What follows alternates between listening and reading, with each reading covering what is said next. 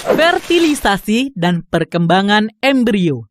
Pada penjelasan sebelumnya, kamu telah mendengar kata fertilisasi. Peleburan antara sel telur dengan sperma dikenal sebagai proses fertilisasi atau pembuahan. Bagaimana proses fertilisasi dapat terjadi pada tubuh manusia? Untuk mengetahuinya, perhatikan penjelasan berikut. Ovum memerlukan waktu 4-5 hari untuk mencapai rahim, tetapi hanya dapat dibuahi paling baik pada 6-12 jam pertama. Jika sel telur pada ovarium telah masak, akan dilepaskan dari ovarium. Pelepasan telur dari ovarium disebut ovulasi. Setelah ovulasi, sel telur ditangkap oleh infundibulum dan segera menuju ke tuba falopi. Di saluran inilah terjadi pembuahan. Jumlah sperma yang ditampung sekitar 200-300 juta. Namun, biasanya hanya satu sperma yang mampu membuahi sel telur. Fertilisasi antara sel telur dan sperma menghasilkan zigot.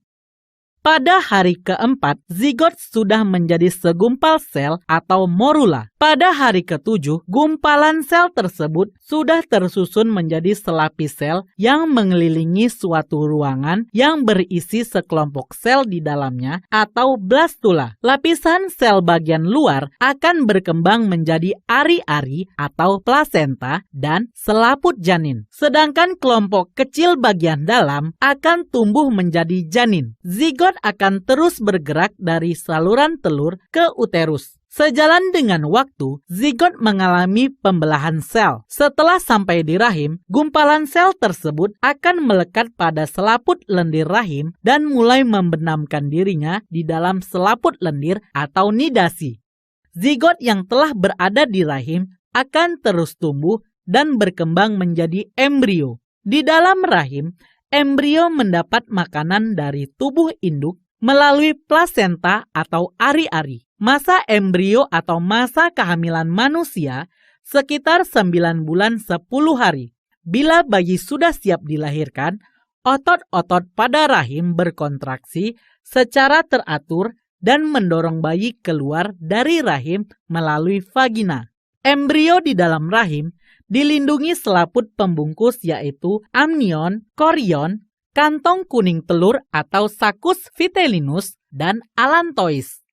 1. Amnion merupakan membran yang langsung melingkupi embrio dalam satu ruang yang berisi cairan amnion atau ketuban. Cairan ini berfungsi untuk menjaga embrio agar dapat bergerak bebas, melindungi embrio dari perubahan suhu yang drastis serta guncangan dari luar. 2. Korion merupakan membran terluar yang melingkupi embrio. Korion membentuk fili korion atau jonjot di dalam endometrium yang berisi pembuluh darah yang berhubungan dengan peredaran darah ibunya melalui plasenta. Jadi, plasenta merupakan penghubung antara embrio dan jaringan ibunya, di mana plasenta mampu mengalirkan oksigen dan zat-zat makanan dari ibu ke embrio serta mengalirkan sisa-sisa metabolisme dari embrio ke peredaran darah ibunya.